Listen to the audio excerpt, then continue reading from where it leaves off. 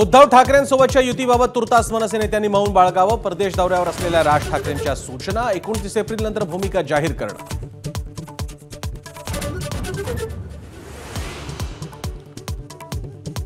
भूतकाळ विसरून पुढे जायचं ठरलं. राज ठाकरेंच्या हातमिळवणीबाबत संजय राऊतांकडून ठाकरेंच्या शिवसेनेची भूमिका स्पष्ट. तर सामनाच्या अग्रलेखातून फडणवीस आणि शिंदेंना चिमणे.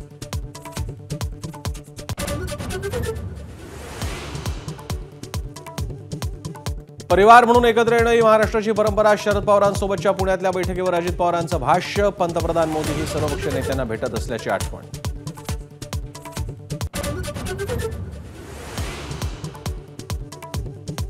मुंबई 26/11 हल्ल्यात काँग्रेस आणि राष्ट्रवादीचा हात. भाजप नेते माधव भांडारेंचा खळबळजनक दावा. तर काँग्रेसचे माजी मंत्री अनीस अहमद यांचा मोदी शहांवर निशाणा.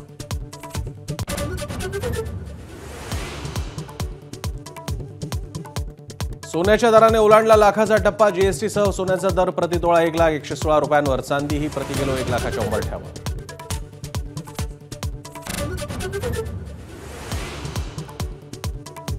विदर्भ आणि मराठवाड्यात भीषण पाणी टंचाई. एबीपी माझाच्या कॅमेऱ्यात वास्तव कैद. गावागावात जाऊन ग्राउंड रिपोर्ट.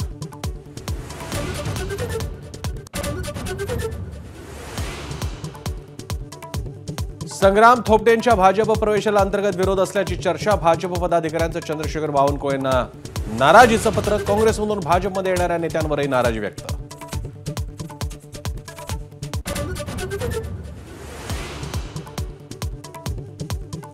पुणे गर्भवती मृत्यू प्रकरणी महाराष्ट्र मेडिकल काउन्सिल समोर सुनावणी. डॉक्टर घैसास यांच्यासह 4 डॉक्टरांची सनद रद्द करण्याची मागणी. डॉक्टर घैसास ईमेलद्वारे बाजू मांडणार. औरंगजेबाच्या कबरीची महाराष्ट्रात काय गरज? शंकराचार्य प्रज्ञानंद सरस्वती यांचा सवाल. कबरीबाबत फडणवीसांना अधिक आक्रमक होण्याचा सल्ला. तर गंगेच्या पाण्यावर टीका करणाऱ्या राज ठाकरेंचाही समाचार.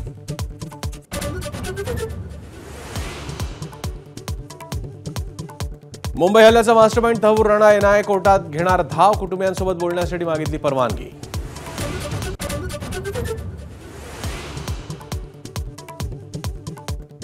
फॅन्ड्रीतल्या शालूनं ख्रिश्चन धर्म स्वीकारल्याची सोशल मीडियावर चर्चा. आपण ख्रिस्तीच असल्याचं म्हणत शालूनं ट्रोलर्सना सुनावलं.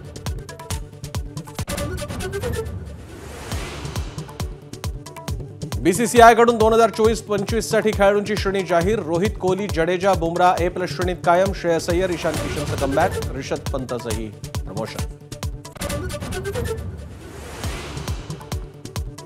पोप फ्रान्सिस यांचं वयाच्या 88व्या वर्षी निधन. व्हॅटिकन सिटीमध्ये घेतला अखेरचा श्वास. गेल्या अनेक दिवसांपासून होते फुफ्फुसाच्या आजारानं ग्रस्त.